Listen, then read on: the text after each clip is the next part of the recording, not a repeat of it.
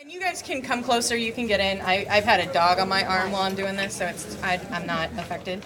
So you take the pattern, you put it, you draw it onto your thing, or you iron transfer it, however you want to do it. And then you put it in the frame, you tighten it really tight, and you tighten down your little notches. I have a wrench for that.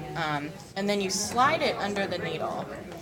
So you want your needle in the highest position it can be, so that you can slide this piece underneath. Now you want to make sure that your pattern isn't too close to the edge of the hoop, but you can, once you get this in, you can pretty much move in any direction you want, which is great.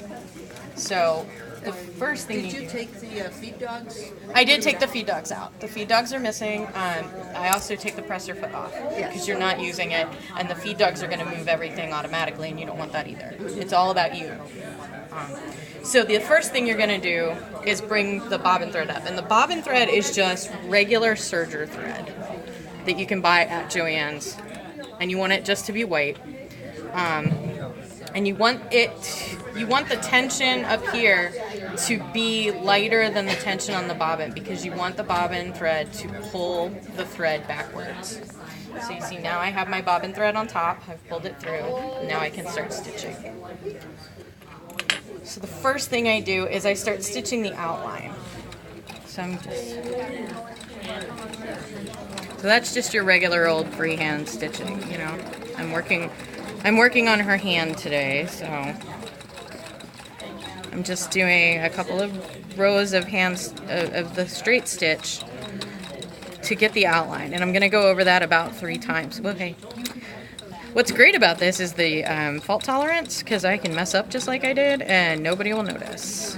Because you're going to cover it up. Heck yeah, I am. Except we have it on the video. Well, we have it on the video, but that's okay. I'm sure that Marilyn, in her videos, has done the same thing. Hi, Marilyn, because I'm sure you're going to see this. But you want to go around the outline probably 3 times. Just 1, so you can see it. 2, because again, when I start doing the satin stitch, it's not exact because I am not a computer. I deal with computers, but I am not one. And 3, it gives that very dramatic outline that you want when you're coloring, just like when you color with colored pencils. Like you can see on my little skeleton nutcracker over there. You know, I did the outline of the coloring, and then I filled in with the rest of the shading. So it's the same thing I'm going to do here. So I get around to the end of her hand, and then I just start doing a very slow satin stitch. Now that's the hardest part, because we as quilters and sewers are used to taking our treadles at Mach 2. This, you have to learn how to take your treadle really slowly. And that was really the hardest part for me, was learning to slow down. You can see I'm just moving the hoop back and forth very carefully. I'm doing the satin stitch. Yeah, and feel free to come on around and get in close. I don't bite because I'm a bit too busy making sure I don't destroy my sunbonnet Sue here.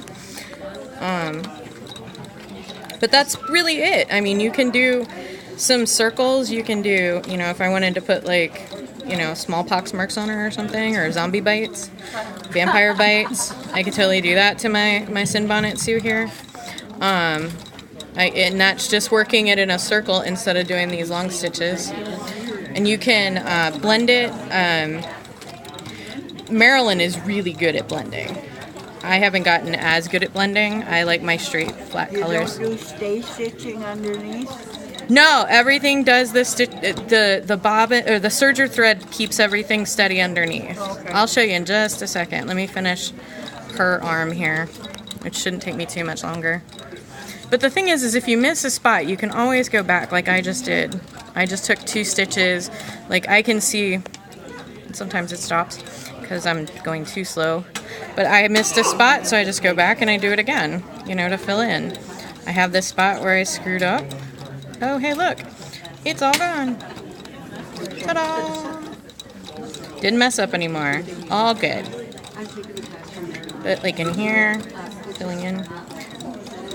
Yeah. Yeah, I highly recommend Marilyn's class. It's amazing.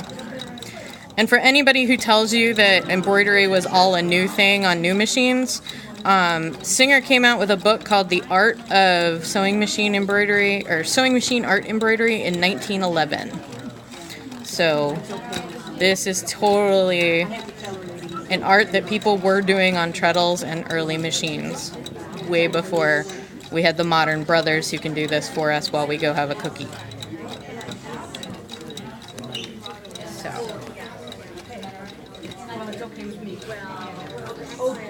there you go. So now her hand is done.